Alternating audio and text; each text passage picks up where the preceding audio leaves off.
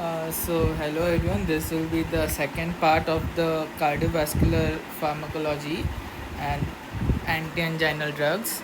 And happy Diwali to anyone watching. I don't know if they are, but let's study the drug interaction of nitrates now.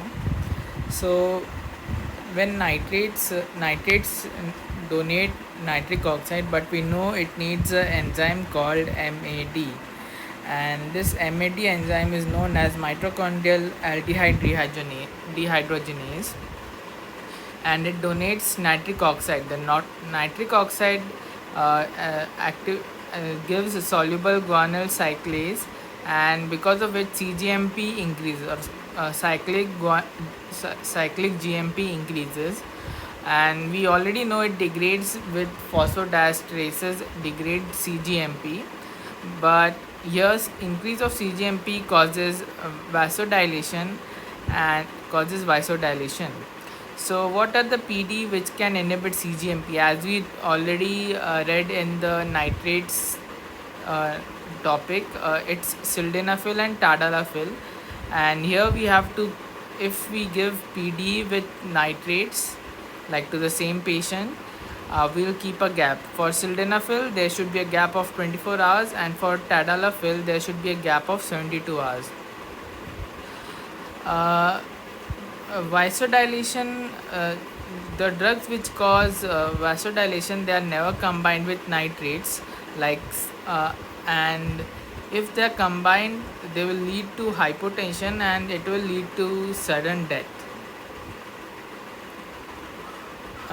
What are the adverse effect of nitrates? So the adverse effect is they can cause hypotension, so that is why they are contraindicated in patients with systolic blood pressure of less than 90 millimeter of mercury. There can be flushing and there can also be edema. There can be reflex tachycardia. Okay, these are generally adverse effects, not of nitrates, but in general adverse effects. So reflex tachycardia can be caused can is contraindicated in patients with heart rate of more than 100 beats per minute.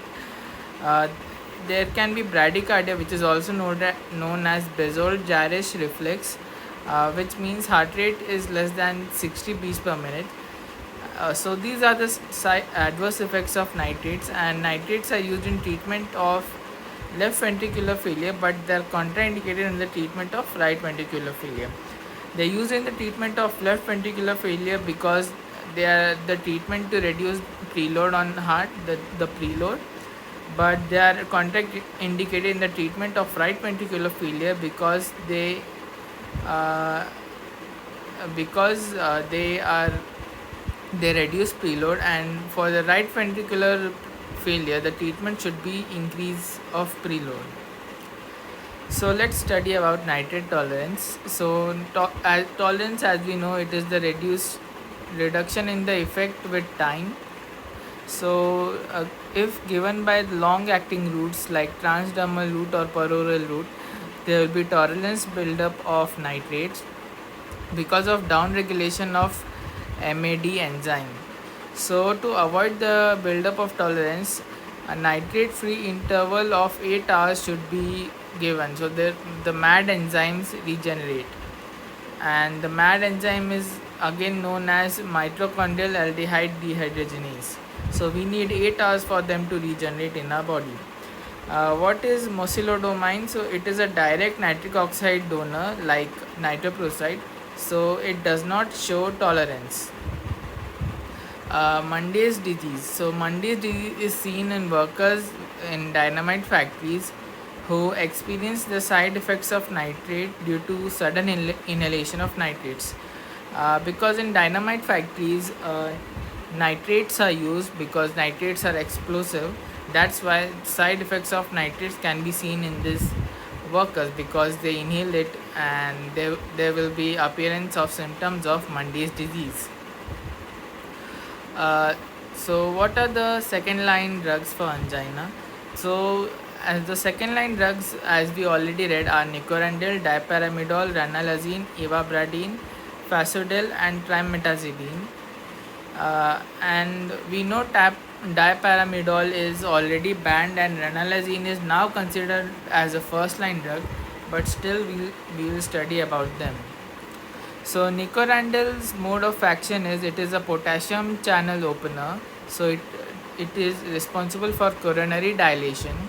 It has an antioxidant action, and it antioxidant action and ischemic preconditioning. So ischemic preconditioning means it will make the heart resistant to further ischemia.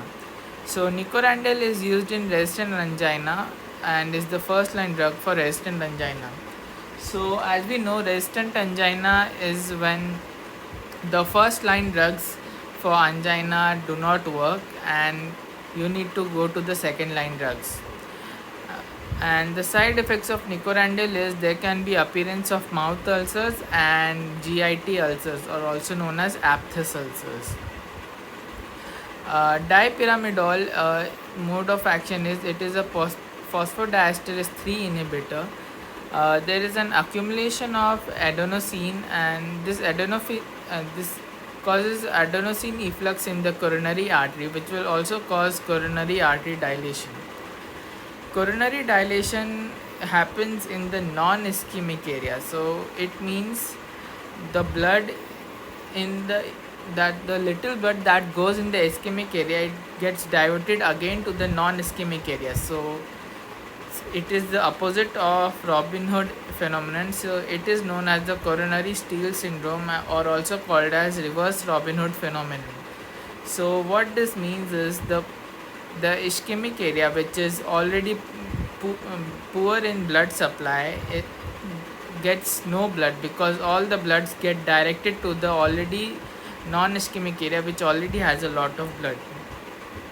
So here we have a schematic which will show coronary steal syndrome, or what dipyramidol causes. So as we can see, in a patient, if there's epicardial coronary arteries and there is subendocardial coronary arteries. So nitrates, what nitrates will do, it will work on the epicardial coronary arteries, and it will dilate the epicardial coronary arteries. So if an area is ischemic, the ischemic area will also get more blood.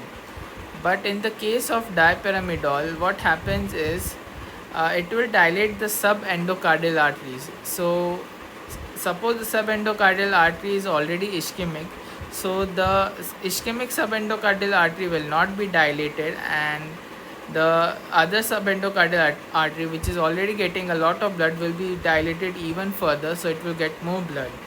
So the ischemic area will go further into ischemia because the blood supply will get more poor.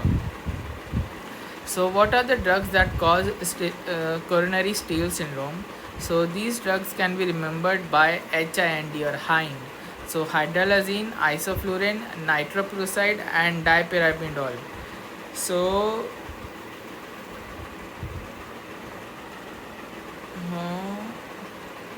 I don't know what I have written.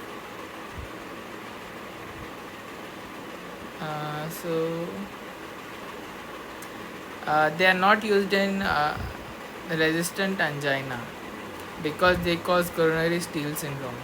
So let's now learn about ranolazine.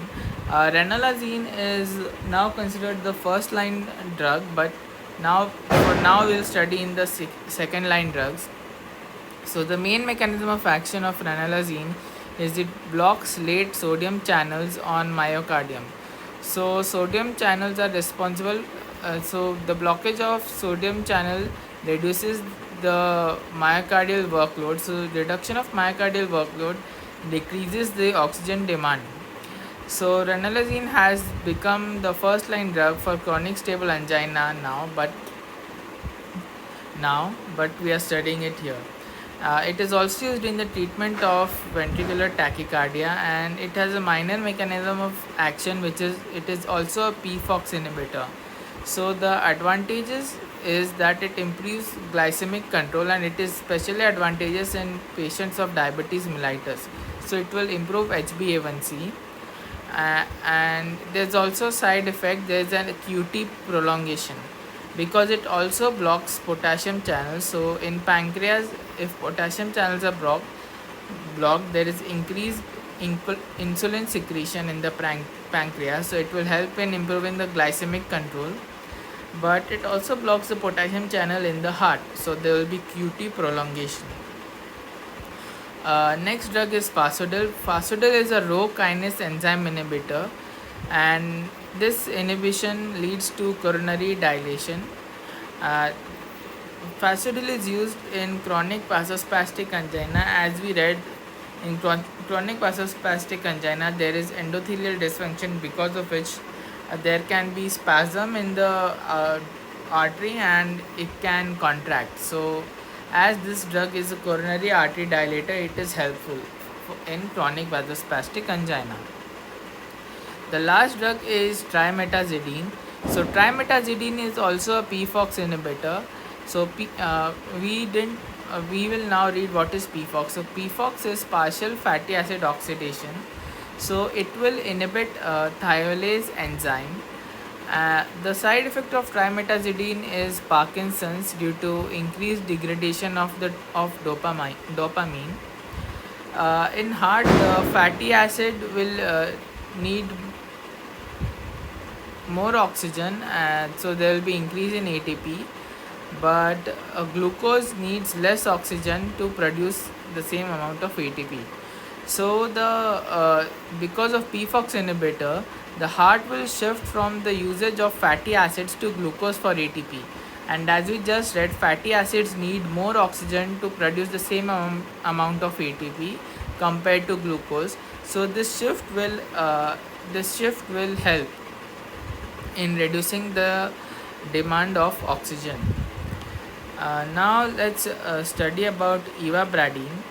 So ivabradines mechanism of action is it will inhibit funny channels on SA nodes. So there are some channels that are called funny channels on the SA nodes, which are inhibited by ivabradine, and it will reduce the heart rate of the patient. And as we know, reduction of heart rate will cause bradycardia, and bradycardia causes decrease in oxygen demand of the heart. The use of ivabradine is it is used as a second line drug for chronic stable angina and chronic heart failure.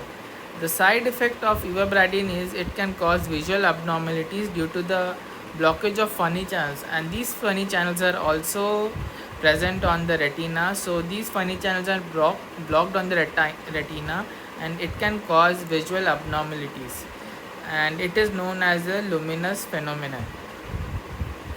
So this was the second part of CVS Pharmacology anti-anginal drugs. This is just for private use, but if anyone is watching, happy Diwali to you, and I hope you were able to learn something. I think I made some mistake in the adverse effects part, and it is the adverse effects of nitrates, not in general, but I think everything else is fine. So if anyone is watching, happy Diwali, and hope it helped you learn something else.